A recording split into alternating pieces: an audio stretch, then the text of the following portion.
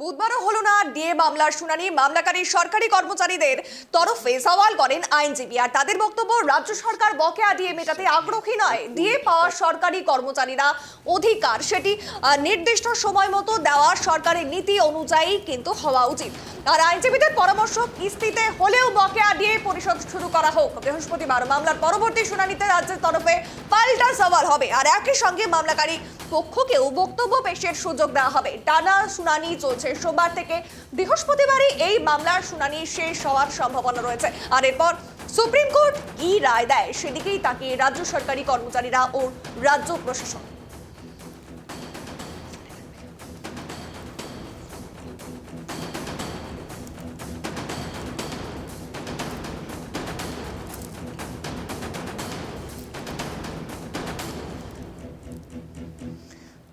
এ নিয়ে আরো বিস্তারিত কথা বলবো। টেলিফোন লাইনে রয়েছে প্রতিনিধি রিমিক। রিমিক, আবারও সেই দিন পিছলো, সেই অনেক দিন থেকে আমরা বেশ সোমবার থেকে দেখছি ডেট খালি পিছিয়েই যাচ্ছে, এবং এবারে কিন্তু বলা হয়েছে যে বকেয়ার টাকা দিতেই হবে, দরকার পড়লে সেটি আস্তে আস্তে ধীরে ধীরে দিতে হবে।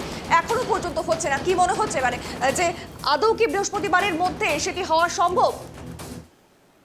দেখো, ডিএ মামলা যে আজকে শুনানি হয় সেখানে কিন্তু একাধিক আজকে বিষয় কিন্তু উঠে এসছে।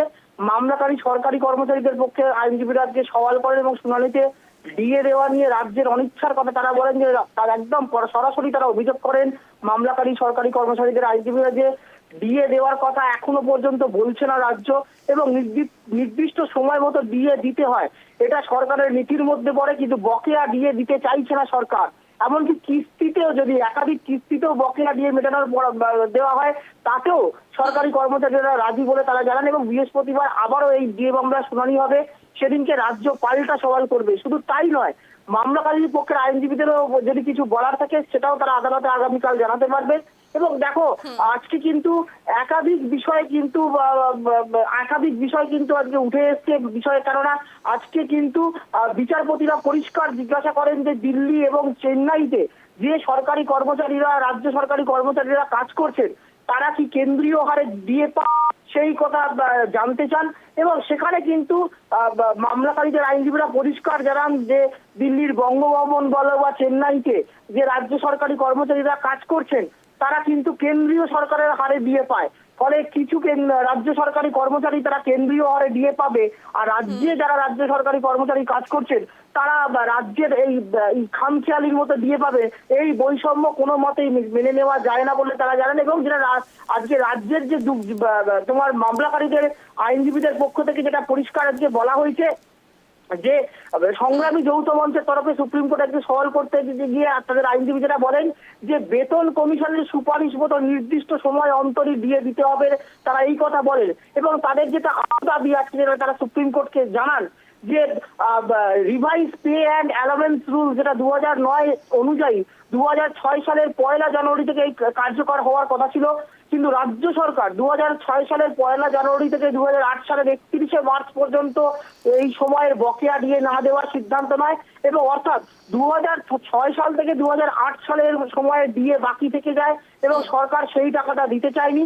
পাশাপাশি তারা আরো জানান যে নিয়ম অনুযায়ী আগে 1982 সালকে ভিত্তি বছর হিসেবে ডিএ হিসাব কষা হতো, এখন 2016 সালকে ভিত্তি বছর ধরা হয় এবং ডিএর হিসাব করতে হবে এআইসিপিআই অনুযায়ী। এআইসিপিআই হলো একটি সংখ্যা যা দেখায় কতটা দ্রব্যমূল্য বেড়েছে, এবং প্রতি মাসে এটি প্রকাশ করে কেন্দ্রীয় সমমন্ত্রক।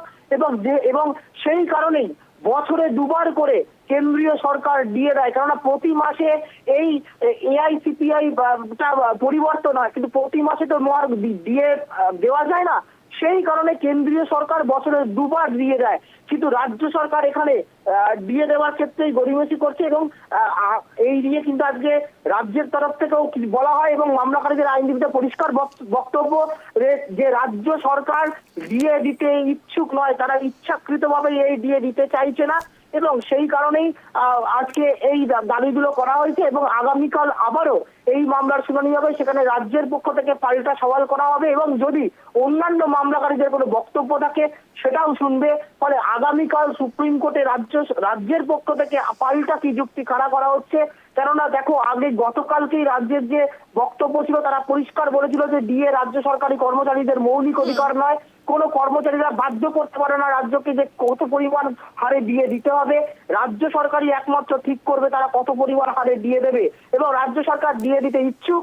কিন্তু যেহেতু এই বকেয়া ডিএর 25% যেটা সুপ্রিম কোর্টের পূর্ববর্তী নির্দেশ, সেটা দিতে গেলে প্রচুর টাকার প্রয়োজন। সেই টাকা এই মুহূর্তে রাজ্যের কোষাগারে নেই, তাই রাজ্যকে ঋণ করতে হবে রিজার্ভ ব্যাংকের কাছে, এবং তার জন্য কেন্দ্রের অনুমতি লাগবে। ফলে দীর্ঘ প্রক্রিয়া, তাই তারা সময় চাইছে, কিন্তু তারা ডিএ দিতে ইচ্ছুক, তারা গতকালকেই বলেছিল।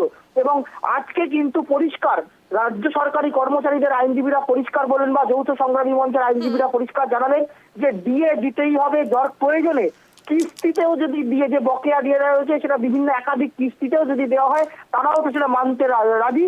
কিন্তু এই দিয়ে এটা তাদের আইনি অধিকার, মৌলিক অধিকার না হলেও এটা আইনি অধিকার, তাই বকেয়া দিয়ে যেটা আছে সেটা দিতে হবে। আজকে সরকারি কর্মচারীদের পক্ষ থেকে এই বক্তব্য জানানো হয়, এবং আগামীকাল রাজ্যের বক্তব্য শুনবে, এবং তারপরে সুপ্রিম কোর্ট নির্ধারণ করবে যে রাজ্য সরকারি কর্মচারীদের দিয়ে মৌলিক অধিকার নাকি তাদের এই রাজ্য সরকার যে কথা বলছে, যে যুক্তি দেখাচ্ছে সেই মতোই চলবে, নাকি যে বকেয়া দিয়ে যেটা রয়েছে সেই দিয়ে দেওয়া হবে, সেটা পরবর্তী নির্দেশেই কিন্তু বোঝা যাবে। তবে আগামীকাল আবারও এই মামলার শুনানি রয়েছে সুপ্রিম কোর্টে। তবে আগামীকালই কি শেষ এই মামলার শুনানি হচ্ছে, এরকমটাই কি জানা যাচ্ছে রেমিক? দেখো, আগামীকালই হয়তো চূড়ান্ত রায় হবে না, কেননা যেহেতু আগের দিনই কিন্তু বিচারপতি সঞ্জয় কারণ কিন্তু পরিষ্কার বলেছিলেন, এবং প্রশান্ত কুমার মিশ্র বিচারপতি, দুই বিচারপতি, যে ডিএ মামলা নিয়ে সুপ্রিম কোর্ট যে রায় দেবে সেটা যুক্তরাষ্ট্রীয় পরিকাঠামোয় একটা বড় প্রভাব ফেলবে। যে সমস্ত রাজ্যগুলো কেন্দ্রের হারে ডিএ দেয় না তাদের ক্ষেত্রেও প্রভাব পড়বে, অর্থাৎ গোটা দেশে এই ডিএ মামলায় সুপ্রিম কোর্ট যে রায় দেবে তার প্রভাব কিন্তু গোটা দেশে পড়বে। তাই এটা মনে করাই যায় যে আগামীকালও যদি চূড়ান্ত শুনানি হয়, রায়দান হয়তো এত তাড়াতাড়ি হবে না।